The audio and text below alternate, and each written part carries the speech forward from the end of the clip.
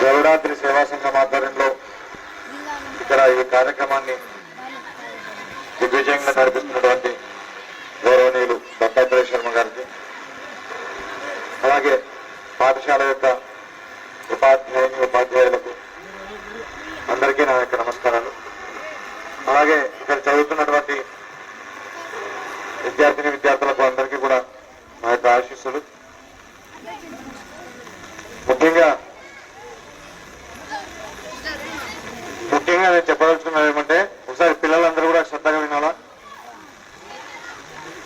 మనము ఇక్కడ తెలుగు భాషా దినోత్సవం జరుపుకుంటా ఉన్నాం. తెలుగు భాషా దినోత్సవం ఎందుకు జరుపుకుంటున్నారో తెలుసా అందరికీ? ఎవరికైనా తెలుసా? తెలుగు భాషా దినం ఎందుకు జరుపుకుంటున్నారు? ఎవరికైనా తెలిసిన వాళ్ళు ఉంటే ఒకసారి చేతులు. స్వామి, తెలుగు భాషా దినం ఎందుకు జరుపుకుంటున్నారో ముందుగా చెప్పలా.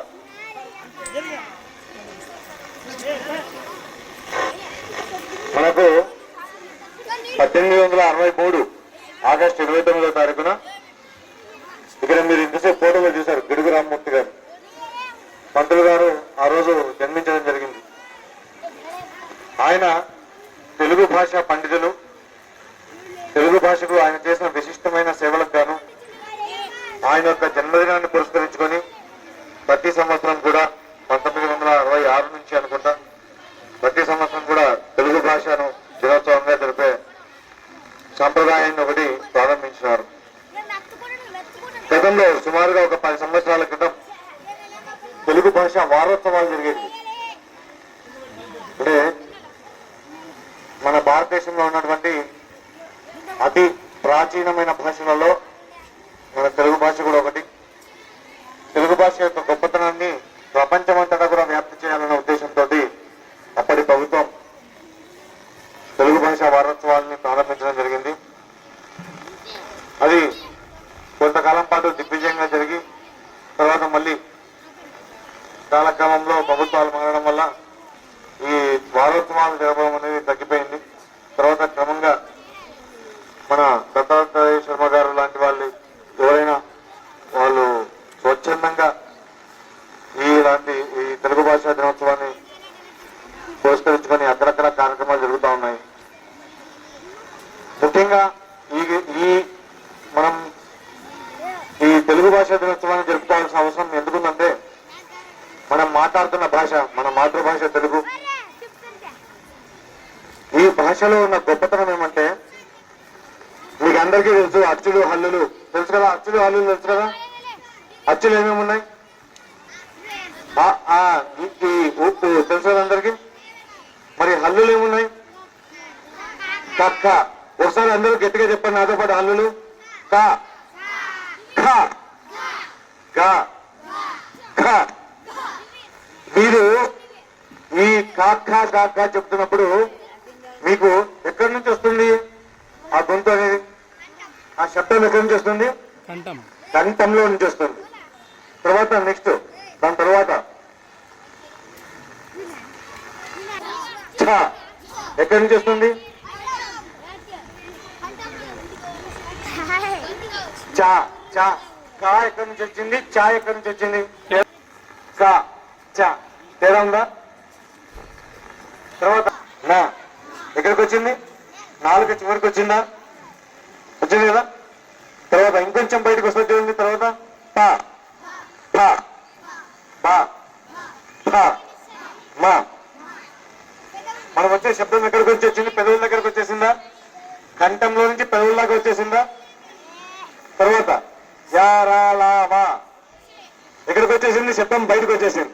అవునా?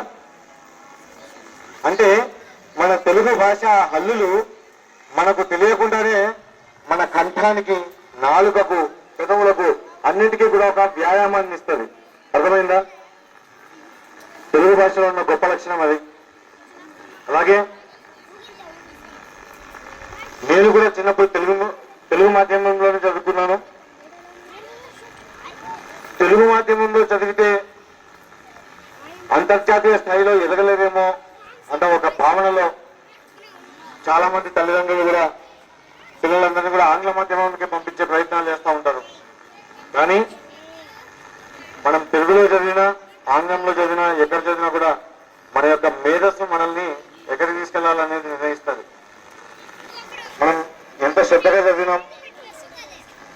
చదివిన దాన్ని ఎంత మంచిగా పరీక్షలో రాసినాం, దాన్ని అర్థం చేసుకుని మనం ఎంత బాగా మన జీవితంలో ఉపయోగించినాం అనే దాన్ని బట్టి మాత్రమే మన యొక్క భవిష్యత్తు ఉంటుంది తప్ప ఏ భాషలో చదివినాం అనేది ఉండదు. కాబట్టి మనం మాట్లాడే భాష, మన మాతృభాష, మన తెలుగులో మనం స్పష్టత కోల్పోయినాము అంటే ఖచ్చితంగా ఇతర ఏ భాషలో కూడా మనం ఆ స్పష్టతను సంపాదించుకోలేం.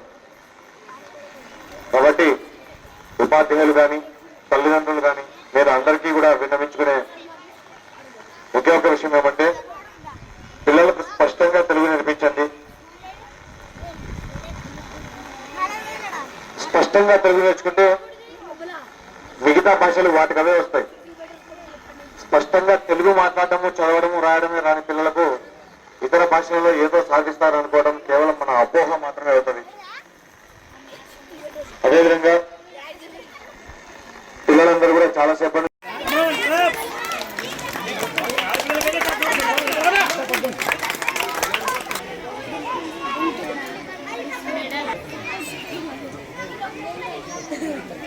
ఎంఎస్ అఫ్రీన్ 4 ప్రైజ్, 3వ బహుమతి ఎంఎస్ అఫ్రీన్. కమాన్ చప్పట్లు.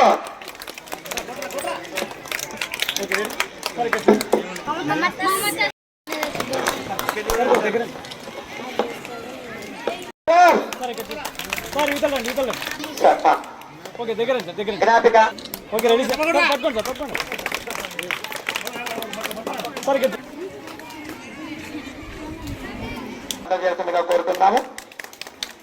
గౌరవనీయులు డాక్టర్ పి శేషయ్య సార్ గారు, Kurnool 3 town police station CI గారు ఈ రోజు ఈ కార్యక్రమానికి ముఖ్య అతిథిగా విచ్చేసి పిల్లల్ని ఆశీర్వదించి బహుమతి ప్రదానం చేసినందుకు ప్రత్యేక ధన్యవాదాలను తెలియజేస్తూ మమ్మల్ని మా మాటను గౌరవించి ఇంత దూరం వచ్చినటువంటి చెత్త ప్రతినిధులకు ప్రత్యేక ధన్యవాదాలు తెలియజేస్తూ బతికున్నంత కాలం రుణపడతామని తెలియజేస్తున్నాం సార్.